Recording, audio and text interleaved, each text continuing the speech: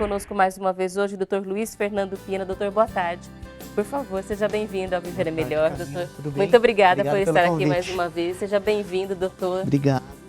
Dr. Luiz Fernando é médico ginecologista e obstetra, especialista em reprodução humana e endometriose, doutor pela Cleveland Clinic, Universidade de São Paulo e pós-doutor por Harvard, nos Estados Unidos, fundador da clínica Baby Center Medicina Reprodutiva, membro da Sociedade Americana de Reprodução Humana, da Sociedade Europeia de Reprodução Humana e da Sociedade Americana de Laparoscopia Ginecológica. Nosso convidado hoje, especialista no tema, doutor.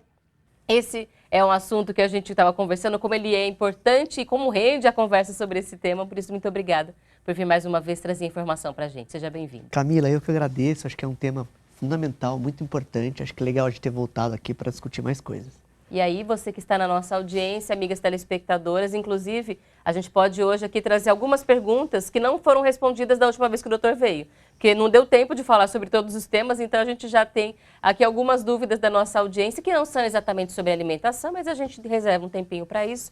Mas eu vou então já iniciar a conversa com esse ponto específico. Doutor, a alimentação, ela está muito ligada à menopausa, mas de que jeito, doutor? Quais são as relações que existem entre esses temas? Legal, Camila. Acho que o principal ponto é que a menopausa é uma fase importante da mulher, onde ela perde principalmente um hormônio chamado estrogênio. E esse hormônio, estrogênio, que é produzido ali pelo ovário, ele faz uma série de coisas no corpo. Então, essas modificações fazem com que a paciente necessite de algumas coisas que normalmente ela não tinha ou que ela já comia de forma natural e o hormônio, o estrogênio, fazia a função dele. E a alimentação, nesse período, é fundamental para repor essas coisas e dar um suporte nessa fase difícil da mulher. Interessante que o senhor foi para o ponto nutricional, mas que, sejamos sinceros, não é o primeiro ponto que preocupa as mulheres. O grande temor é, eu vou engordar. Perfeito. Por que é tão comum e existe essa associação do ganho de peso no climatério? Legal, vamos lá. Todas essas modificações do corpo, esse hormônio, ele tem um efeito de metabolismo. Então, as mulheres realmente se sentem melhor, elas têm todo um gasto energético durante a vida ali do ovário. E essa fase, Camila, ela também influencia bastante a parte psicológica da mulher. Então, existem mais de 80 sintomas que estão relacionados à menopausa e o climatério, esse período. E um dos sintomas importantes é a depressão, a tristeza. Isso tudo a gente sabe que está relacionado à alimentação também. Então, eu diria que é um conjunto de sintomas e de situações que favorecem a paciente a mudar a alimentação, a comer coisas que normalmente ela não comia e até o metabolismo. Isso tudo junto faz com que a paciente ganhe peso no longo prazo. E aí a gente viu ali aquela média de 1,5 kg por ano, mais ou menos. Isso é inevitável? É perigoso a gente falar sobre isso, porque você fala assim, já que é assim mesmo, então não preciso fazer nada, vai acontecer de qualquer forma. Como deve ser a relação da mulher com esse tipo de preocupação? Joia. Então, assim, os trabalhos mostram que se realmente a paciente não fizer nada, se a mulher nessa fase não fizer nada, ela vai ganhar peso. Isso é inevitável, porque toda essa mudança de hormônio, a falta desse hormônio do estrogênio e todos os sintomas fazem com que ela vá se alimentar um pouco mais e se ela realmente não mudar o estilo de vida, ela vai ganhar peso. Agora, o ganho de peso, ele é muito individual. Tem pessoas que têm mais facilidade, tem pessoas que realmente conseguem controlar a alimentação nessa fase. E, no geral, as pacientes, elas precisam de ajuda para não ganhar peso. Então, tem que fazer alguma coisa para não ganhar peso. E, na verdade, a gente vai percebendo isso antes de chegar lá no climatério. A gente vai percebendo assim, a gente pode consumir as mesmas coisas que de quando era jovem, só que o resultado não é mais o mesmo. A gente ganha peso consumindo a mesma coisa. Então, a mulher já vai percebendo isso. Se não fizer nada, vai engordar. Vai. E aí, tem uma característica interessante que a gente percebe não só um ganho de peso, mas uma mudança do corpo. Parece que a gordura começa a ir para outros lugares que antes não era tão comum. Isso é um fato, doutor? É verdade, isso é um fato também. E quase tudo isso, Camila, está ligado realmente a essa produção hormonal. Então, o que acontece com o ovário, né? O ovário ele tem uma fase ali da vida que é o comecinho, onde ele não funciona. E a partir da paciente, quando ela menstrua pela primeira vez, que a gente chama de menarca, primeira menstruação, o ovário começa todo mês a produzir esses hormônios, principalmente o estrógeno e a progesterona. Ela passa durante um período que a gente chama de menacme e vai chegar um momento onde o ovário vai parar de funcionar. E esses hormônios que são produzidos do ovário, então só para a gente lembrar que é o estrogênio e a progesterona, o substrato, ou seja, o que é importante para a formação deles são os colesteróis. Então, quando a paciente para de produzir esse hormônio, ela realmente muda a dinâmica de lipídios, do colesterol do corpo. E aí acaba sobrando um pouquinho isso. Então, uma coisa muito comum, por exemplo, no climatério e menopausa, é aumentar o triglicérides do sangue e aumentar o colesterol. Então, os pacientes também têm uma dificuldade de conseguir utilizar essas gorduras para produzir o hormônio.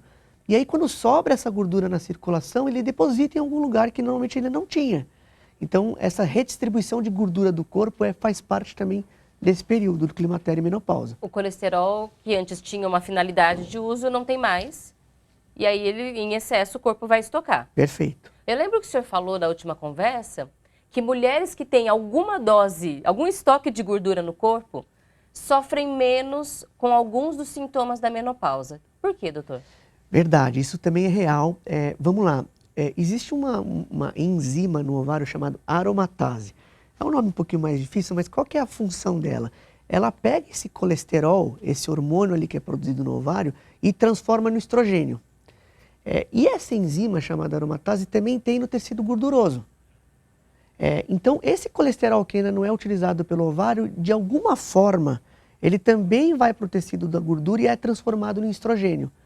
Ele é um estrogênio não tão bom quanto o do ovário, ele não é o estradiol do ovário, mas é a estrona, é um outro estrogênio. E então, um pouco dessa produção de estrona também ajuda a paciente a ter um pouco de sintoma, diminuir um pouquinho esses sintomas do climatério. O detalhe é que isso tem um limiar muito pequeno. O excesso desse hormônio também vai fazer mal para as pacientes. Então, a gente não está falando de uma mulher em obesidade.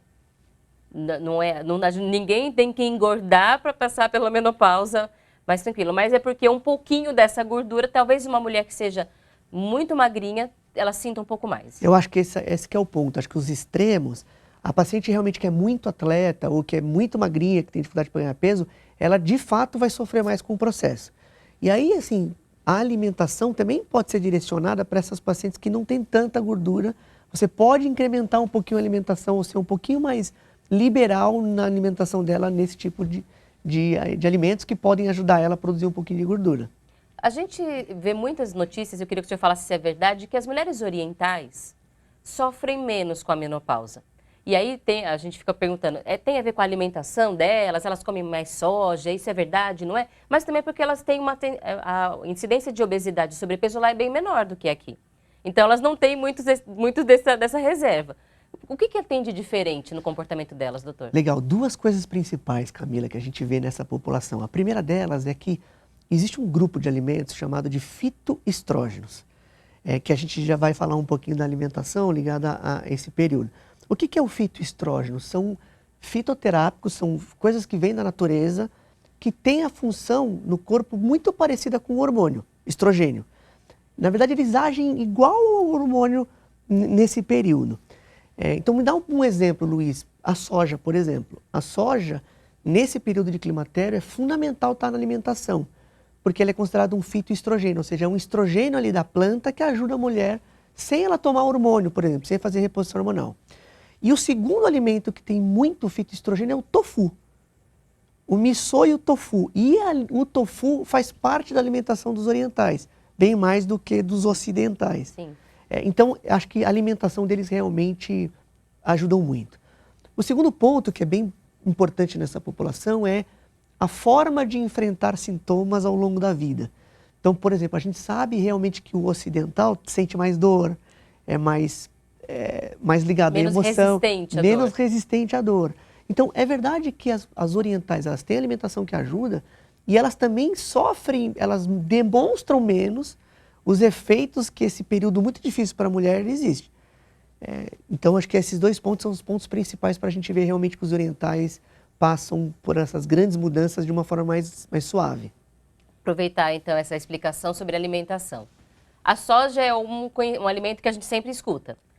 De verdade, vale a pena? A mulher que não tem o hábito de consumir pode introduzir a soja no cardápio nesse período e de que forma, doutor? Todo dia, 2 vezes por semana? Qualquer jeito de consumir a soja compensa? Legal, acho que a soja tem, assim, como ele é um fitoestrogênio, a gente realmente tem que ponderar a quantidade de soja que a paciente consome. Principalmente, e aí entra naquela tabela que a gente fala, do pró e contra de quanto que você quer que ela melhore, quanto que do risco que ela tem desses hormônios. Por exemplo, se a paciente tem um histórico muito forte na família de câncer de mama, ou se ela já teve uma doença, ou se ela tem irmãs, mães que têm câncer de mama, essa paciente vai usar uma concentração de soja ou de fitoestrogênios um pouquinho menor. As pacientes que já têm um pouquinho de alimentação, ou que já têm um pouquinho mais de peso, ou que têm menos sintomas que estão relacionados ao hormônio, por exemplo, ondas de calor, elas também têm que ter uma alimentação um pouquinho menor desses fitoestrogênios. Então a gente sempre pondera a quantidade de alimentação com os principais sintomas que a paciente tem. As pacientes que estão sofrendo muito, principalmente no início, ou que não têm um histórico muito forte, a gente libera um pouco mais a alimentação de soja. A gente pede para elas consumirem soja, óleo de soja, tem vários formatos, tofu, Tudo que vem da soja tem um fitoestrogênio. Tudo que vem da soja vai ajudar ela. Leite de soja, suco de soja, todos os produtos. Todos. A gente tem que lembrar que alguns produtos que são enlatados, que são mais processados, no geral, são pouquinho dos benefícios e não são tão bons para a saúde quanto os naturais. E uma outra coisa que é super legal é chá de amora. Funciona mesmo, doutor? Demais da conta. A folha tem que ser... Na verdade, a fruta amora também tem alguns outros benefícios, mas a folha da amora tem uma concentração alta desses fitoestrogênios. Então, você tem um pé de amora na sua casa, você vai ter que tirar a folha, lavar ela direitinho, triturar e fazer o chá dessa folha de amora. E tem uma outra dica que a gente sempre dá também, em vez de você pegar ali a folha de amora e ferver ela numa panela, a gente faz ao contrário, a gente ferve a água, pega a folha de amora e joga a água para você não perder os nutrientes que tem ali na folha de amora. E você faz o chá por diluição, que a gente fala. A folha de amora, tem que deixar ela secar? Ou ela recolhe, limpa e já faz, tipo o hortelã, que a gente faz com a folhinha mesmo? Isso. Você tem que esperar ela secar, você vai triturar e você vai fazer o chá com aquela folha. Todo dia, essas pacientes também? Aí é de novo esse cuidado. Isso, assim, a concentração, assim, no chá, na amora, por exemplo, ela é bem pequena. Então, se ela consumir ali 100, 150 ml de chá por dia, ela não vai ter nenhum problema. E ela vai passar por esse período com mais facilidade. E também é verdade dizer que se ela estiver tomando chá, ela come uma porção de soja pura, in natura. Tudo que é in natura é sempre melhor. Tá. Se ela estiver consumindo in natura uma concentração muito alta, ela não toma o chá e vice-versa. E ela vai conseguir também, Camila, que é muito legal, titular um pouco de quanto de soja ela precisa. Isso está totalmente relacionado aos sintomas. Então a gente ensina a paciente a achar uma dose terapêutica, que a gente fala. Uma dose que vai fazer com que ela diminua os sintomas e que ela realmente não consome ali uma concentração acima do que os sintomas dela necessitem. O doutor falou do chá de amora, da folha de amora, que o quanto ela é benéfica mesmo, a comprovação. E aqui chega uma pergunta da Beatriz de São Paulo. O chá pode ser gelado, doutor? Tem algum cuidado específico? Legal, pode ser gelado sim, Camila. Acho que a parte principal é no preparo dele usar a água fervendo ali para conseguir tirar os benefícios da folha. Mas se ele esfriar depois ou levar para o trabalho e ela quiser tomar depois, não tem problema nenhum. Ela vai acabar tomando chá e ela vai ter o benefício. Então, lembrando, ferve a água, desliga, coloca a folha, deixa abafado e aí depois pode tomar o chá. Não precisa ferver a folha junto com a água, Perfeito. Né, doutor? É isso, tá Perfeito. bom. Isso é que vai fazer a diferença. Perguntas agora para a gente responder. Marcela Nascimento, de Santos, São Paulo. Marcela, muito obrigada pela participação. Na menopausa, aumentou meu colesterol, total 200. Como reduzir com a alimentação? E uma observação que ela mandou que também rende uma outra conversa. Não uso soja por ser transgênica. E aí, doutor, como é que a gente faz? 2 dúvidas para o senhor responder de uma vez. Legal, vamos lá. Acho que o primeiro ponto é saber que realmente o colesterol ele pode aumentar nesta fase. E ela pode sim conseguir controlar isso com alimentação. Então acho que vamos falar do colesterol para depois a gente falar da soja. Tá bom.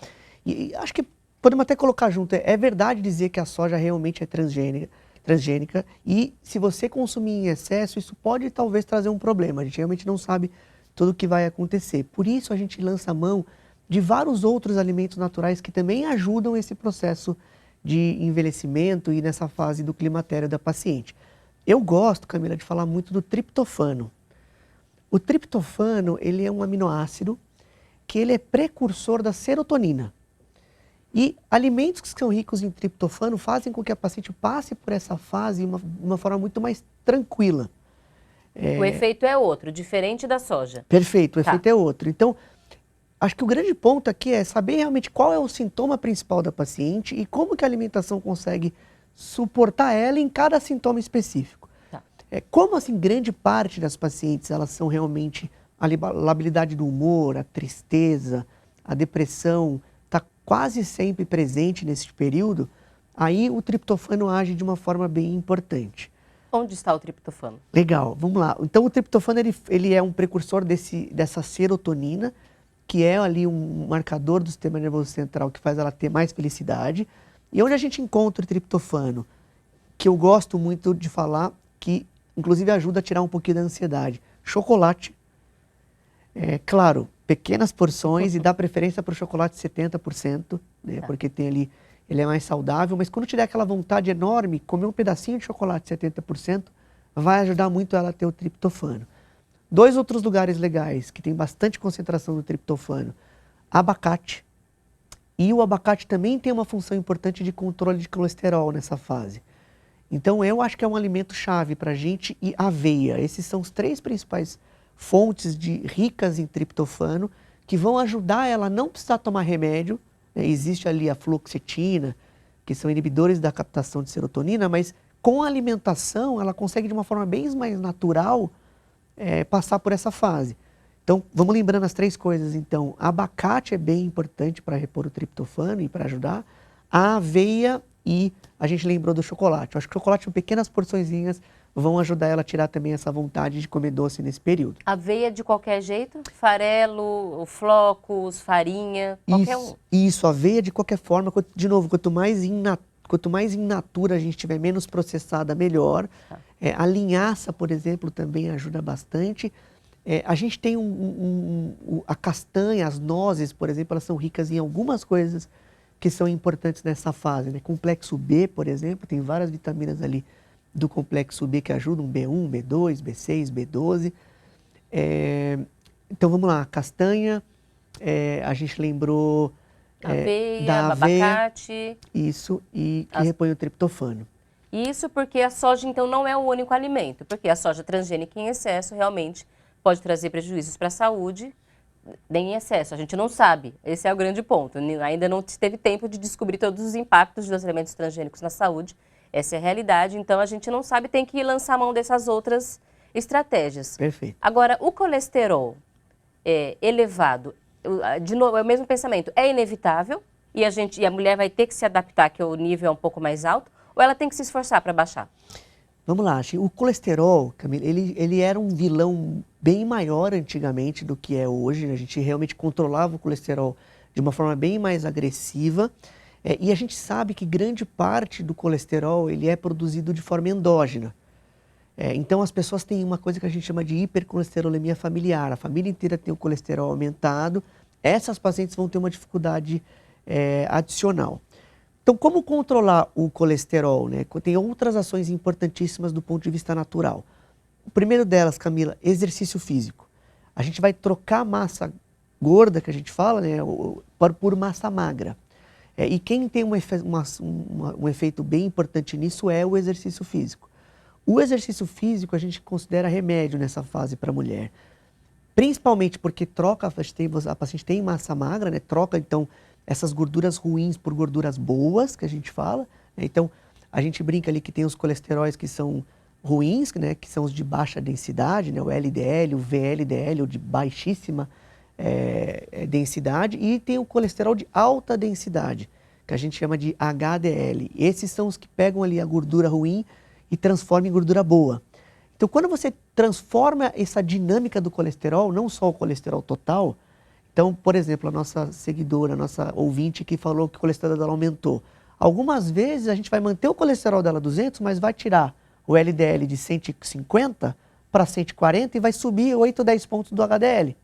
Só essa mudança do colesterol vai fazer com que ela... vai mudar a saúde dela. Perfeito. Ela vai tirar a gordura lá da artéria, do vaso, que vai fazer ela ter infarto, outros problemas, e fazer com que ela tenha o colesterol bom essa dinâmica e principalmente a diminuir o triglicérides também. O exercício físico faz isso. E o exercício físico, Camila, traz um outro benefício bem importante nessa fase, que é o osso. A gente fala de alimentação para conseguir manter o osso, porque um dos grandes problemas da fase do climatério é a osteoporose, né? A osteopenia e a osteoporose. Que foi inclusive acho que uma pergunta que você me falou ali no intervalo. Então, assim, a massa do osso, a gente produz muito osso até os 35 anos de idade, que inclusive é a parte onde a gente tem hormônio, a mulher tem o hormônio suficiente, isso faz muito bem. Quando ela entra na menopausa, a gente acaba, na verdade, consumindo esse cálcio que tem no osso e a paciente precisa de um suporte de cálcio nessa fase da vida. Então, uma outra coisa, Camila, que eu acho que vale muito a pena colocar na alimentação é realmente os derivados de leite. Se ela tiver alguma restrição alimentar, alergia a alguma proteína do leite da vaca, né, da lactose, da caseína, que são coisas que a gente estuda bastante, mas de qualquer forma ela tem que ter pelo menos 3 doses derivados de leite por dia. Por dia? Por dia. Realmente não é desprezível a concentração de cálcio que ela precisa. Existem outros alimentos que não são lácteos, que têm o cálcio. Quais são eles? As folhas verdes escuras. Então, o agrião, por exemplo, tem bastante cálcio. E bastante cálcio muito próximo do leite. Então, você também consegue repor o cálcio se você realmente tem alguma restrição. Mas o que a gente coloca, então? Por exemplo, o leite, né, uma dose de leite, o iogurte, o queijo, né, o queijo mais amarelo ali, ou o queijo branco. Uma porção dessa, 1,5 porção dessa, que a gente fala, e comer brócolis, por exemplo, ou um agrião, uma coisa mais natural para conseguir repor o cálcio. Mas um alerta importante é que tem que ser, não é só todo dia, 3 vezes ao dia. Então a mulher tem que ter realmente um certo planejamento alimentar ali, quando for fazer a compra, já tentar fazer esse tipo de divisão, para ter essas alternativas todas, porque só de vez em quando não vai atingir a necessidade que o corpo tem desses nutrientes, correto? Perfeito. Agora a gente tem uma pergunta aqui interessante, que é sobre o que pode atrapalhar. É a Roseli de Mello, aqui de São Paulo. Oi, Roseli, boa tarde. Gosto muito de tomar café, tomo todos os dias, mas já ouvi falar que pode aumentar os fogachos. Isso é verdade? Legal. Bom, o café, assim como alguns outros alimentos, por exemplo, como o chocolate também, eles são considerados xantinas. E essa classe específica, ela tem um efeito no vaso sanguíneo. Então, realmente a cafeína ela é vasodilatadora e ela é termogênica, ela realmente aumenta o metabolismo da mulher. O que faz com que, em algumas situações, sejam importantes no dia a dia dela. Então, ela está acostumada a tomar um pouco de café porque ela trabalha, porque ela está um pouco mais cansada. Existem esses benefícios. E sim, é verdade, esses alimentos podem piorar um pouquinho os fogachos. O que a gente faz para tentar melhorar um pouquinho isso, Camila? A gente troca o termogênico. Então, se o café para ela, por exemplo, tem uma função, a gente pede para ela diminuir um pouquinho o consumo e trocar por algum outro termogênico. Dá um exemplo, Luiz. O inhame não, o wasabi, pô, me fugiu o nome agora aqui. Aquele da comida japonesa, aquele Isso. verdinho? Aquele que a gente usa em peixe. Bom, já vou lembrar. Tá, a gente vai conversando e vai lembrando. Tá bom. E 2 outras coisas que a gente pode usar também, que estão ligadas à mesma coisa, que a gente pode não encontrar no alimento, por exemplo, o ômega 3. Então, lembrando do colesterol, como que a gente corrige o colesterol da paciente que está alterado? O gengibre, lembrei. Gengibre. Eu estou aqui tentando lembrar. O gengibre é um excelente termogênico que você pode usar chá de gengibre e você pode também raspar em algumas comidas.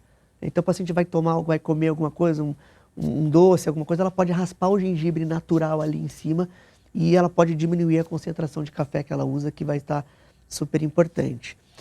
E o ômega 3, então falando um pouquinho do colesterol, a gente às vezes prescreve um pouquinho, né? A nutricionista pode prescrever isso, o médico pode prescrever.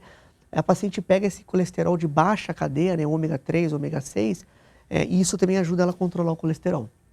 Uma pergunta aqui de uma telespectadora de Bauru, São Paulo, Marina Florencio. Marina, seja sempre bem-vinda ao programa. Tenho 65 anos. Deixei de menstruar aos 48. Comecei a sentir os sintomas da menopausa há cerca de 1 ano, como os calores excessivos. É normal sentir os sintomas tanto tempo depois? Ou será que pode ser sintoma de outra doença? Legal, pergunta muito boa. É possível ter os sintomas bem para frente, mas não é o mais comum. A gente divide os sintomas da menopausa em sintomas que aparecem bem no início ali da disfunção do ovário e sintomas mais tardios.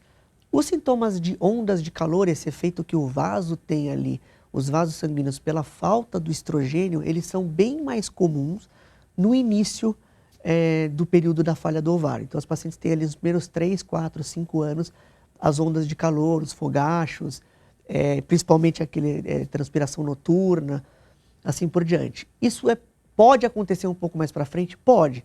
Se ela teve alguma outra mudança. Por exemplo, ela perdeu muito peso, ou ela mudou muito a dieta dela excessivamente, assim por diante. Ou se ela tem uma pressão alta e começou a tomar alguns remédios da pressão. Então, todos os efeitos no vaso sanguíneo que ela pode ter, ela também pode ter essas ondas de calor um pouco mais para frente. Agora, os sintomas tardios, eles são bem mais ligados à falta crônica do hormônio. Por exemplo, a secura vaginal e a perda do libido, são coisas que aparecem ali bem mais para frente. Podem também estar associados no início, mas mais para frente mais acentuado. As dores, que são muito comuns ali com a osteoporose, com a osteopenia, são bem mais frequentes ali com 12, 13 anos de menopausa, né, que ela falou, pós-menopausa, pós a última menstruação.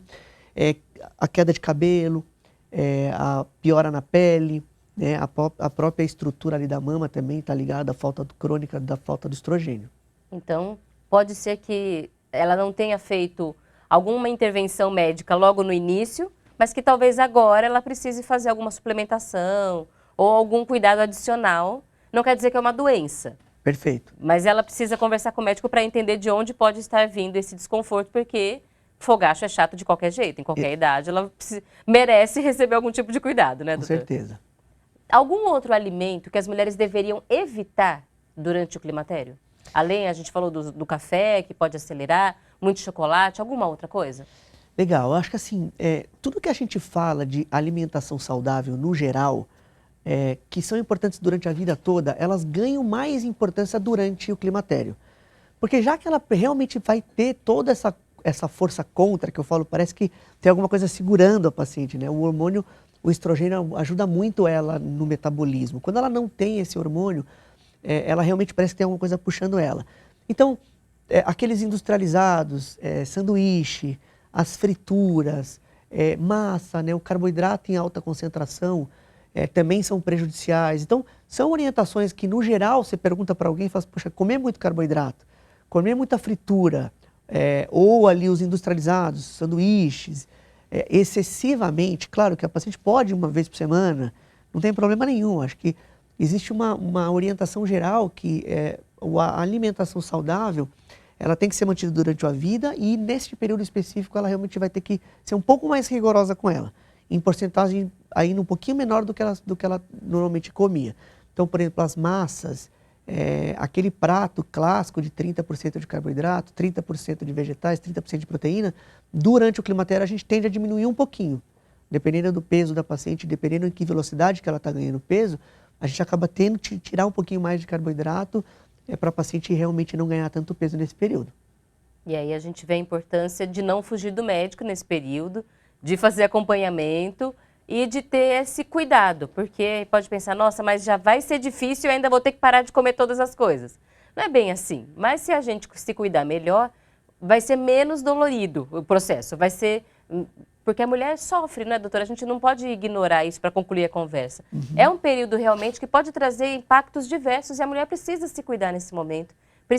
Não dá para passar pelo climatério sem olhar para ele com carinho. Não, absolutamente, Camila. Eu acho que eu costumo dizer que é um período muito desafiador para a mulher. E ela precisa de ajuda. Ela precisa de ajuda para consertar e para ajudar ela a passar por esse período de uma forma mais tranquila. Tanto do ponto de vista psicológico, tanto do ponto de vista de amigos e familiares, do ponto de vista de alimentação. Esse período merece uma atenção especial.